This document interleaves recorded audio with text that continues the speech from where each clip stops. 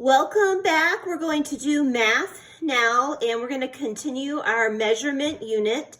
Yesterday, we talked about measuring temperature, and the tool that you use to measure temperature is a thermometer. And we also talked about the units in U.S. customary to measure temperature, and that's Fahrenheit.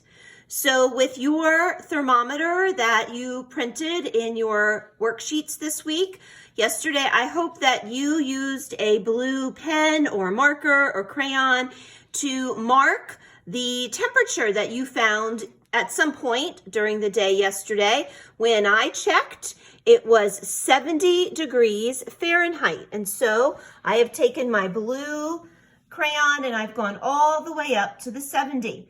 Now I want to show you, if I were to write that, I would write my number 70.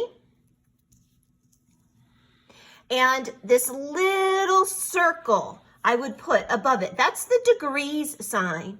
And then, of course, I would do my capital F for Fahrenheit, 70 degrees Fahrenheit.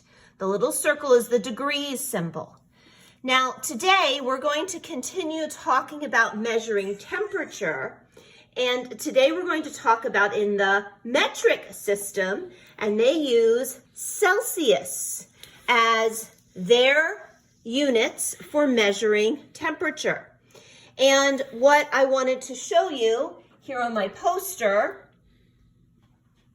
you can see a comparison of a Celsius thermometer and a Fahrenheit thermometer.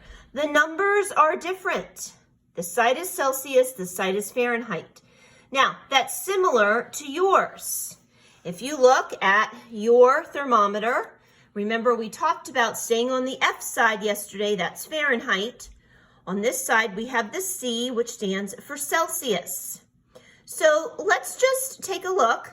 Yesterday, while it was 70 degrees Fahrenheit, it would have only been, well, maybe about 22 degrees Celsius, roughly.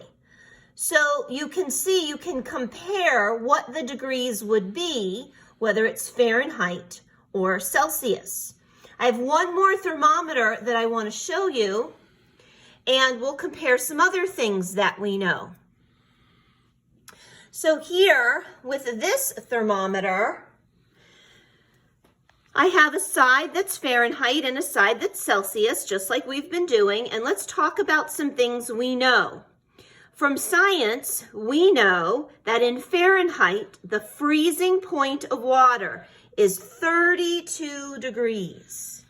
Now, I have this piece of plastic that I can move, and I've moved it to 32. See how my red mark goes up to 32?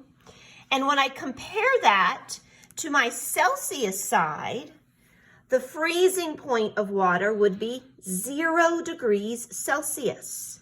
So 32 degrees Fahrenheit, but 0 degrees Celsius for the freezing point of water.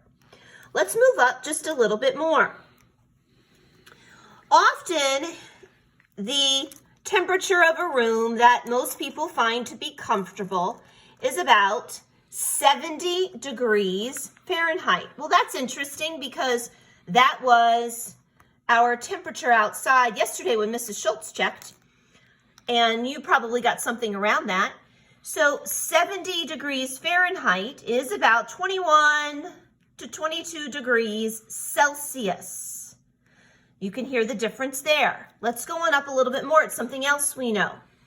For a human body, the human body temperature is known to be 98.6 degrees Fahrenheit. That would be up to here. Remember, with our Fahrenheit, we're counting by twos. 2, 4, 6, 8, 98.6, so a little bit over 98. That would be about 37 degrees Celsius. That's what the thermometer would read, 37 degrees Celsius if you were taking your temperature. And then if we come all the way up to the top, Something else that you've learned in science. The boiling point of water. In Fahrenheit, the boiling point of water is 212 degrees. In Celsius, the boiling point of water is 100 degrees Celsius. That's just a comparison of some of the temperatures that we have learned about. You could go on and you could think about that in terms of the seasons. So yesterday was a nice spring day. While it was 70 degrees Fahrenheit, it would have been about 21 degrees Celsius. Let's think, if it were a summer day, maybe it would have been about 86 degrees Fahrenheit on a hot summer day. That would have been about 30 degrees Celsius. So today you'll be doing some comparing. You'll be working on the Celsius side of your thermometer, and on your worksheets, you'll be reading some temperatures in Celsius. You'll do homework 18.6 and practice 18.6. So you'll be reading the thermometers and recording the temperature. I would also like for you to record the temperature today on your thermometer and use a red pen or pencil or marker and draw up a red line until you come to the temperature. And you'll need to compare it with Fahrenheit so you know where to draw it to.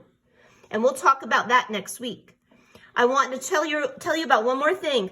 When you're looking at your worksheets and when you're looking at your thermometer, the Celsius marks are going to count by fives. With Fahrenheit, you counted by 2. But with Celsius, it's just by 5. So if you go to the 0 mark, this next mark is 5 and then 10, 15 and then 20. You'll see the same thing on your worksheets. Okay, enjoy learning about Celsius today. And remember, math is God's invention and man's discovery. Math is a language, and it's the language of science. Okay, go ahead, work on your math worksheets, push pause, and come back for reading.